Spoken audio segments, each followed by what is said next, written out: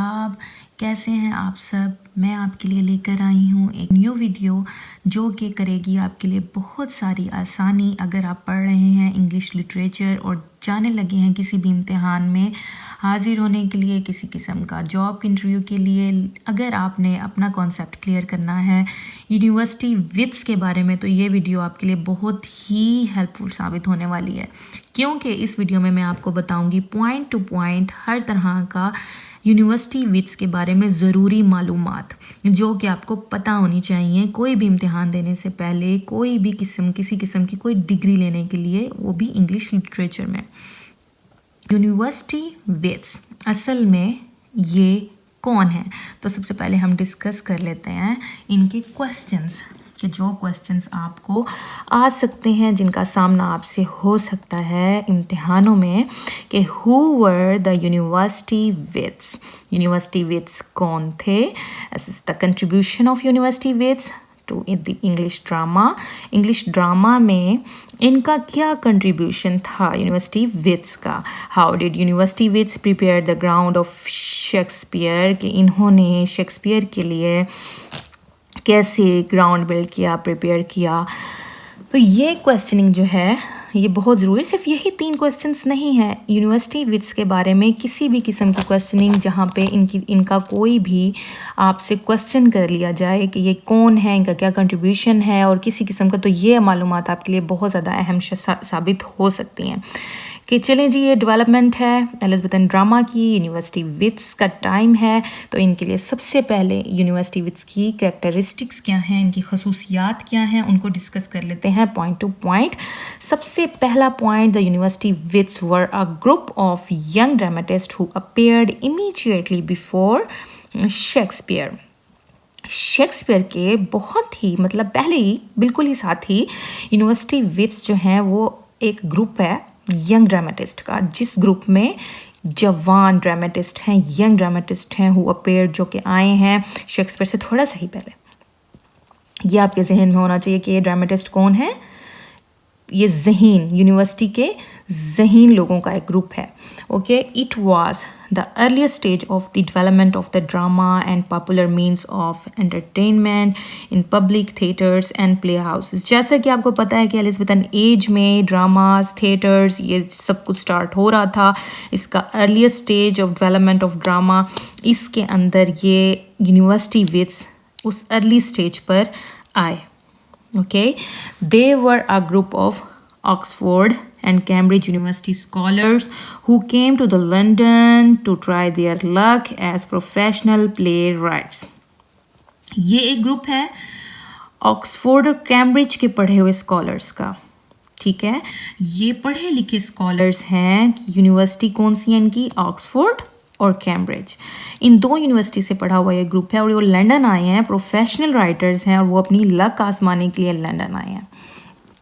अब एक और पॉइंट जो कि आपके जहन में होना बहुत ज़्यादा ज़रूरी है और क्वेश्चनिंग भी उसके बारे में बहुत से MCQs भी आ सकते हैं, आते भी होते हैं, कि ये जो यूनिवर्सिटी विथ्स हैं ये कब आए. ठीक है, वो कौन सा टाइम था, वो कौन सी सेंचुरी थी. जिस तरह से वो अर्ली 16th सेंचुरी थी, लेट 16th सेंचुरी थी, 17th सेंचुरी थी, 18th सेंचुरी थी, कौन सी सेंचुरी थी कि जिसके अंदर ये यूनिवर्सिटी विथ्स आए. तो ये कौन सा टाइम था, ये आपके जहन में होना चाहिए कि ये है लेट 16th सेंचुरी. ये भी पॉइंट आपको क्लियर हो गया. नेक्स्ट जी, अब आपको पता होना चाहिए इनका नाम. यूनिवर्सिटी विथ्स हैं दरअसल कौन, इनके नाम क्या हैं और ये कहाँ से पढ़े हुए हैं. ये इनके नामों का आपको हर तरीके से नॉलेज होना चाहिए, क्योंकि मेनली मैं आपको बताती चलूँ कि क्वेश्चंस में ये ग्रुप आते हैं. ठीक है, उस ग्रुप में थोड़ी सी चेंजेस कर दी जाती हैं कि जैसे कि लॉज से पहले जॉर्ज लॉज लगा दें, ग्रीन से पहले जॉर्ज ग्रीन लगा दें. इस तरह से नाम में आगे पीछे करके ये क्वेश्चंस ग्रुप आता है, आएगा, आ सकता है. तो इसलिए आपको ये 7 लोगों का ग्रुप है, इनके नामों को एज इट इज़ याद कर लेना है, जो कि आपके लिए आसानी होगी. आसान भी है, एक क्लू बना लें पहले उससे LLPG NM के ये आप बना लें और इससे इनके नाम याद कर लिए, इजी हो जाएंगे फार्मूलाज बना के। सबसे पहले lily, John lily, Thomas Lodge, George Peele, ये 3 जो हैं हमारे ड्रामेटिस्ट, ये हैं ऑक्सफोर्ड से पढ़े हुए, ठीक है। लिली, लॉज, पील, ये 3 हैं ऑक्सफोर्ड से पढ़े हुए, जबकि ग्रीन, नेश, मार्लोफ, क्रिस्टोफर मार्लोफ, थॉमस नेश और रॉबर्ट ग्रीन जो हैं ये हैं कैम्ब्रिज से पढ़े हुए, ठीक है। इन दो का इनका 3 के ये 2 जो ग्रुप्स हैं इनका तो क्लियर हो गया कि ऑक्सफोर्ड और कैम्ब्रिज से पढ़े हुए हैं। लिली, लॉज, पील ऑक्सफोर्ड से, ग्रीन, नेश, मार्लोफ कैम्ब्रिज से। लेकिन जो ये थॉमस किड साहब हैं ये कहाँ से पढ़े हुए हैं, इनका कोई हमारे पास नज़र हमें नहीं आता, ना ही मिलता है कोई रिकॉर्ड कि ये किसी यूनिवर्सिटी से पढ़े हुए हैं, नहीं है। लेकिन इनको क्यों इस ग्रुप में शामिल किया जाता है, वो इसलिए शामिल किया जाता है क्योंकि इनका वे ऑफ राइटिंग, इनके ड्रामास इनके ग्रुप से ही मैच होते हैं, इन्हीं की तरह का ये लिखते हैं, इसलिए इनको इस ग्रुप में शामिल किया जाता है। So the 6 dramatists are there and the one is Thomas Kidd. So these 7 dramatists are called university wits. Okay, I think it's clear to you. Now we are going to discuss an important thing, that the term of university wits was coined by George Sainsbury, who was the journalist and author in 19th century.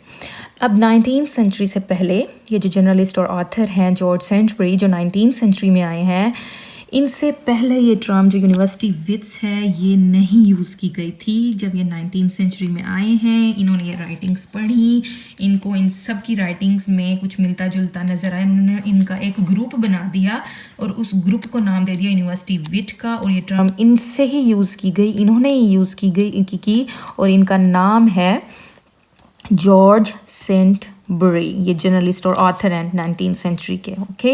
ये point भी आपको हो गया clear. And the next point is the leader of the university wits was John Lyly. University wits का दो हम कह सकते हैं कि लीडर जो है वो जॉन लिली है, लेकिन the most powerful of them was Marlowe. Obviously आपने देखा होगा कि मोस्टली आपने यूनिवर्सिटी लिविट्स के टाइम की जितनी भी आपने ड्रामाज वगैरह और सब देखे, उनमें मार्लोफ सबसे ज़्यादा डिस्कस किया जाता है, उसकी राइटिंग्स, उसके ड्रामाज सबसे ज़्यादा पढ़े जाते हैं। अब university wits promoted the spirit of 16th century Renaissance. ज़ाहिर है Renaissance के बाद की जो स्पिरिट थी उसको इन्होंने प्रमोट किया यूनिवर्सिटी विट्स ने। The next point is they improved the language and structure of drama. उन्होंने improve किया लैंग्वेज और स्ट्रक्चर, ड्रामे का जो लैंग्वेज थी और स्ट्रक्चर था उसको इन्होंने इम्प्रूव किया यूनिवर्सिटी विट्स। ये इनकी करेक्टरिस्टिक्स हैं कि इन्होंने यूनिवर्सिटी विट्स ने एक्चुअली क्या किया है, ठीक है। अब मेनली मैं जिस तरह से आपको बता चुकी हूँ कि क्रिस्टोफर मार्लोव जो है वो इन सबसे ज़्यादा, जो क्रिस्टोफर मार्लोव है उसको डिस्कस किया जाता है और सबसे बड़ा ड्रामाटिस्ट ये है। क्रिस्टोफर मार्लोव की क्या खसूसियात हैं, क्यों उसको इतना बड़ा माना जाता है, उसको डिस्कस किया जाता है। सबसे पहले मैं आपको क्रिस्टोफर मार्लोव के बारे में बताना चाहूँगी कि Christopher Marlowe is the most outstanding figure amongst the university wits. Obviously वो आउटस्टैंडिंग है सबसे ज़्यादा।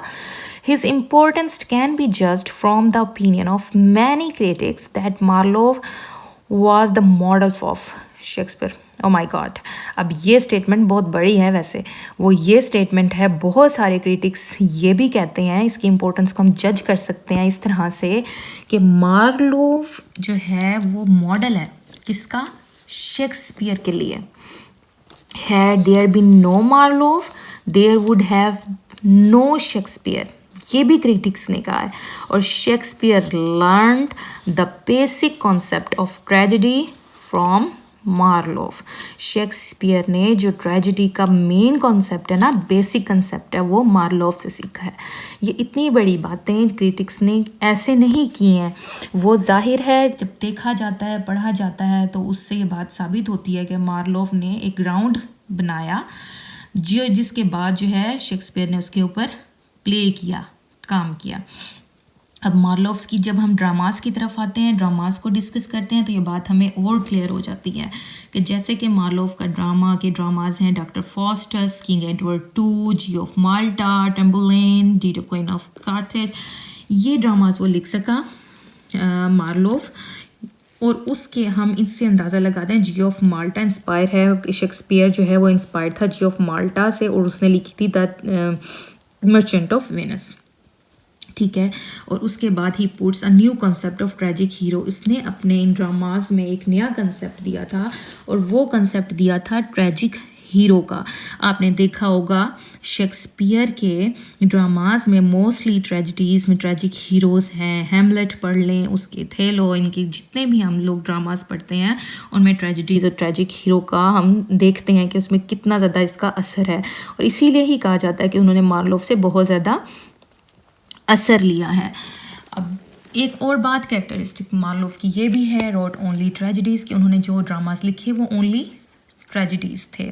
بہت ارلی سٹیجز پہ مارلوف کی ڈیتھ ہو گئی تھی، اس کو قتل کر دیا گیا تھا.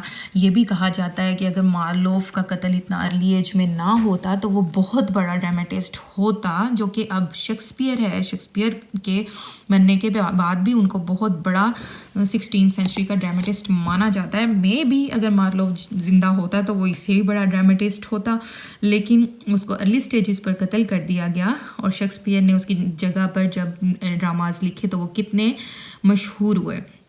اب ایک اور بھی مین بات یہ بھی ہمارے سامنے آتی ہے کہ شیکسپیئر اینڈ مارلوف جو تھے وہ سیم ایئرز میں ہی پیدا ہوئے ہیں. ان کی جو پیدائش ہے وہ سیم ایئر کی ہے، 1564 میں ہی مارلوف اور 1564 میں ہی شیکسپیئر پیدا ہوئے ہیں، جبکہ ان میں دونوں میں 2 مہینے کا فرق ہے. یہ ایک ہی سن میں پیدا ہوئے، لیکن مارلوف کا کام آپ دیکھ لیں، اسی کو دیکھ کے شیکسپیئر نے پھر اپنے ڈراماز لکھے، اس کے لیے ایک گراؤنڈ دے دیا. اور مارلوف کی ایک بہت بڑی خصوصیت یہ ہے جو آپ کے مائنڈ میں یہ پوائنٹ ہونا چاہیے کہ وہ بلینک ورس لکھتا ہے. اس نے بلینک ورس یوز کیا ہے، اور بین جانسن جو ہے اس نے ان کی بلینک ورس کو مائٹی لائنز کہا ہے. دوستوں، میں جتنا اس ویڈیو میں کور کر سکتی تھی وہ میں نے آپ کو کیا. اس کے علاوہ جو پوائنٹس ہیں باقی یونیورسٹی وتس ہیں جن میں رابرٹ گرین، پیل، لاڈ، نیش کڈ، ان کے بارے میں، للی کے بارے میں آنے والی ویڈیوز میں آپ کے ساتھ ضرور ڈسکس کروں گی. اگر کوئی پوائنٹ، کوئی بھی بات آپ کو، کوئی ہیلپ کسی بھی طرح کی چاہیے ہو تو مجھ سے آپ کمنٹ باکس میں بات کر سکتے ہیں. مجھے کمنٹس دیجئے، مجھے بتائیے کسی قسم کی کمی، کوئی بات تو ضرور اس کے بارے میں آپ کو آنسر دوں گی. اور آنے والی ویڈیوز بھی آپ کے لیے بہت زیادہ ہیلپ فل ثابت ہونے والی ہے. So don't miss and make sure that you are going to subscribe my channel and click the bell icon. Thank you so much for coming here. Maybe